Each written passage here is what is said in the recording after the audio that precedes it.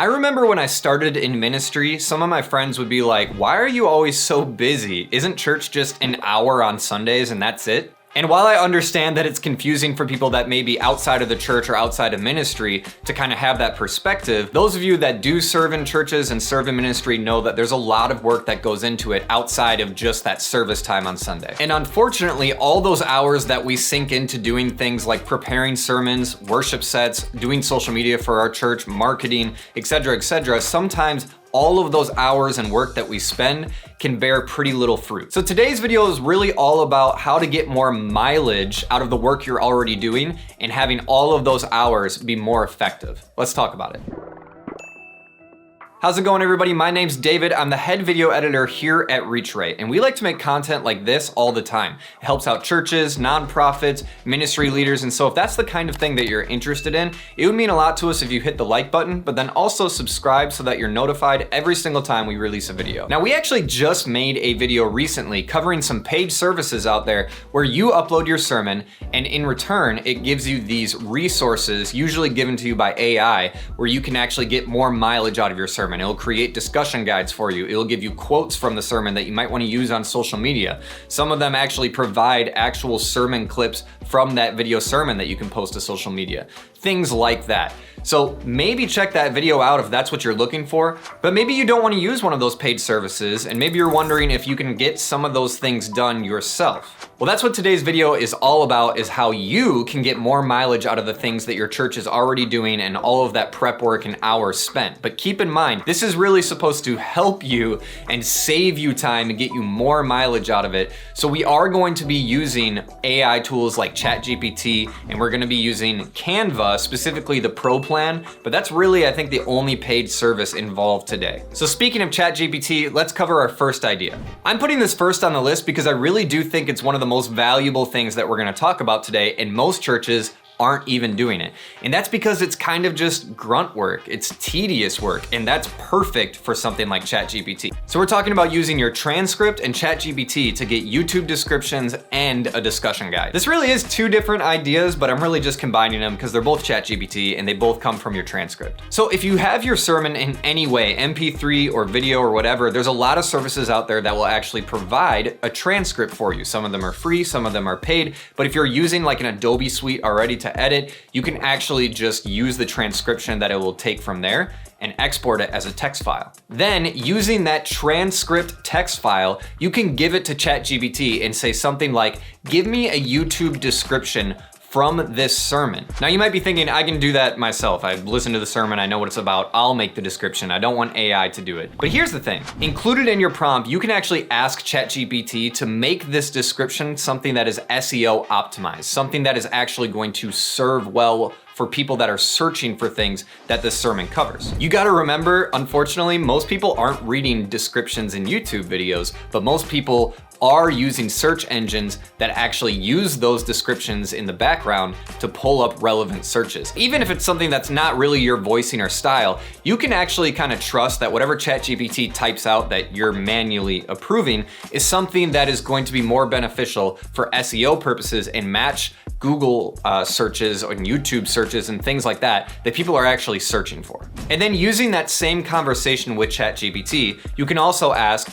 I also need a discussion guide based off of this sermon that small groups in my church will use. We even do a hybrid in this in our YouTube descriptions, and we say, here's 3 questions that this sermon answers. The next idea is taking the time to get headshots for YouTube thumbnails. I know this doesn't sound like the greatest idea in the world, but trust me, YouTube thumbnails are really important, and most churches are just using the auto-generated still image that YouTube suggests from the video, and it's normally not very good. And no, we don't care about getting millions of views and having fame and getting famous. I know that's not what church sermons are about. They're about sharing the word of God, which is extremely important to get in front of people.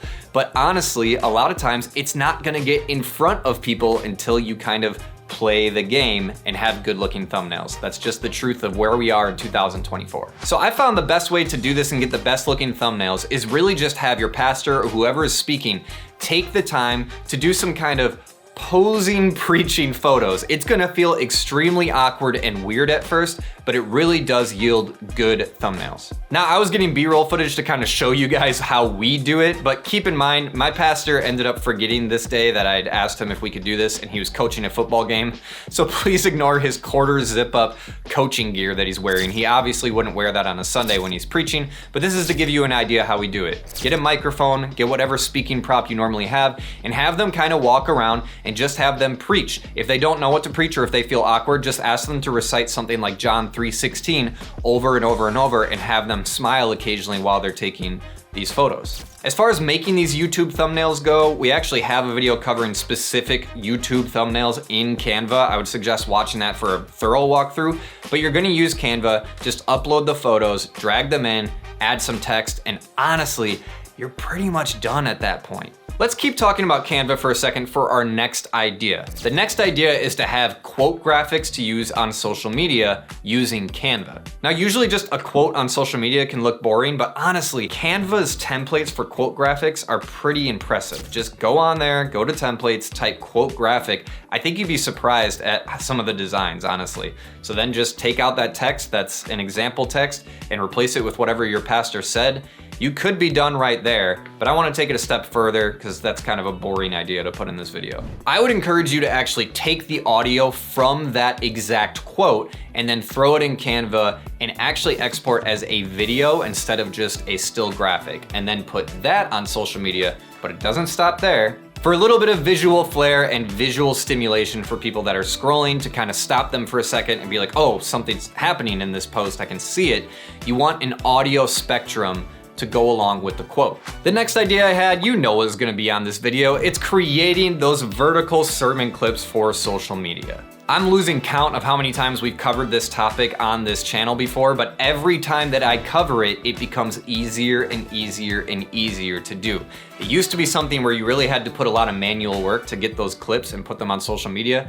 Nowadays, there's so many services for it, and Opusclip, which we've also made a video about. I don't mean to keep plugging our videos, but these ideas are really good. Opusclip is something that actually has a free plan that you can use once a week and get a usable clip from. It will take you no time at all, honestly. We've talked about this idea a lot. Vertical clips for social media, you should be doing them. Use Opusclip to make it easiest if you want. Now we'll move on. I won't waste your time any more than that. And the last idea I have on how to get more mileage for the work that you're already doing in ministry is make a Spotify playlist. I know, but stay with me. If your worship pastor or whoever is in charge of doing the worship set for the upcoming Sunday does it ahead of time, what you can do is you can actually include it in something like your newsletter or on social media.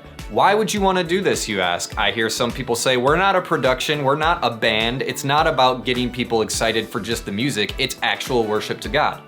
And I would fully agree with you, which is why giving people that kind of heads up and having them more prepared is more helpful when they're trying to worship and not be distracted when they're trying to think of what the words are, or when they look at the TV screens that are supposed to have the words and the wrong words are up, or there's technical difficulties.